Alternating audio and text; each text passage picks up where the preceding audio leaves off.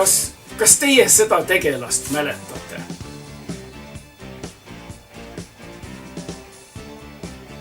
Näitleja hüüdnimi Mr. T mängis A-rühma pooletoobist. Kahjuks ega tema päriselus targemgi polnud. Kui mina veel USAs elasin ja A-rühma sari oli lõppenud, ostis Mr. T endale suure mõisahoone Michigani järve kaldale Chicagost põhja poole. Mõisahoovis oli tammepark, kus kasvasid võimsad mitmesaja aasta vanused tammepuud. Mr. T arvas ennast puutolmu vastu allergiline ja lasi tammed maha lõigata ja asendas lagendiku muruplatsiga. Minu sõber Lee Blair elas seal lähedal ja ei väsinud mind sõidutamast mööda Lakeshore Drive'i, et näidata mulle suursuguseid mõisaid, mõisaparke ja siis Mr. T lagendikku. Sõber Lee oli arvamusel, et seadusega oleks pidanud piirama omanikude puude lõikamisõigused ja nõudma säilitamist ja hooldust. Sõber Lee oli arvamusel, et seadusega oleks pidanud piirama omanikude puude lõikamisõigused ja nõuda säilitamist ja hooldust.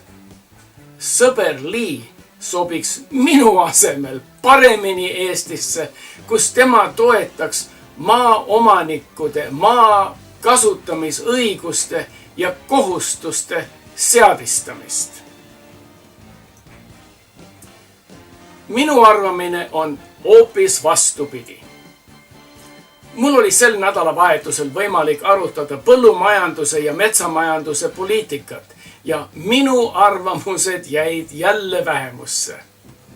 Minu arvates pole omandiõiguseid, kui valitsuse poliitika neid kärbib.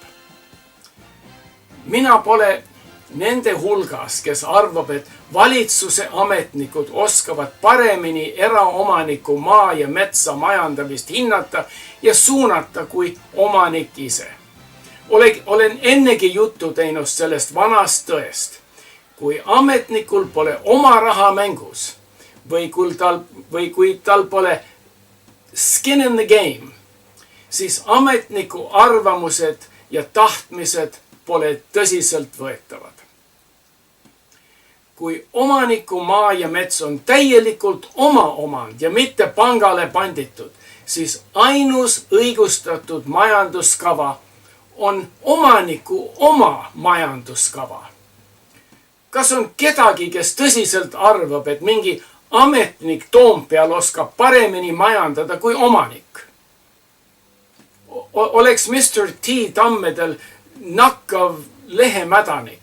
Kas ametnikul peaks olema õigus nõuda ravimeetmeid omaniku kulul?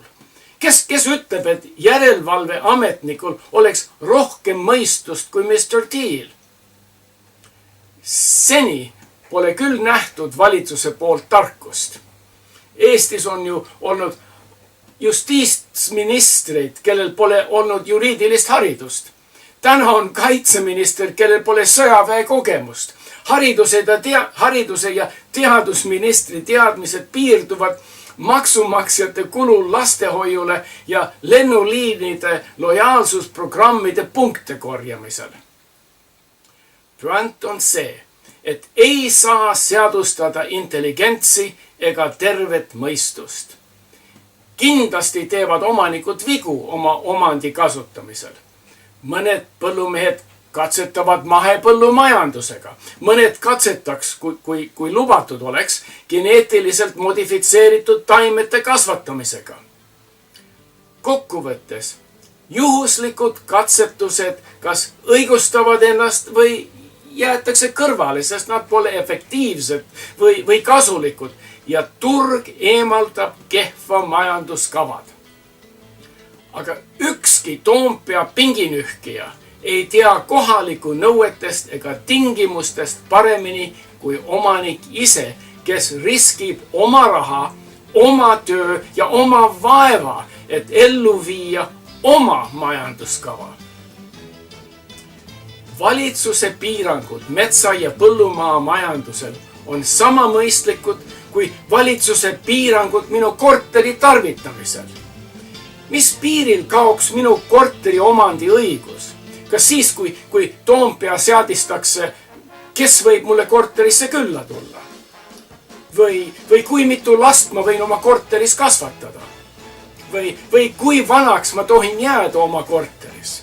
Või millise toiduga ma peaks oma külmikud varustama? Kasutamispiirangud on kah omandipiirangud. Samuti, millal kaob minu metsa omandiõigus? Siis, kui Toompea seadistab, mis liiki puid ma võin langetada, või kui küpset metsa tohin võtta, või kuidas mina pean oma metsas järelkasvu eest hoolitsema.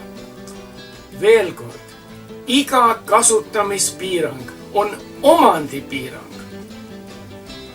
Kommunismi alustala oli kaotada eraomandit.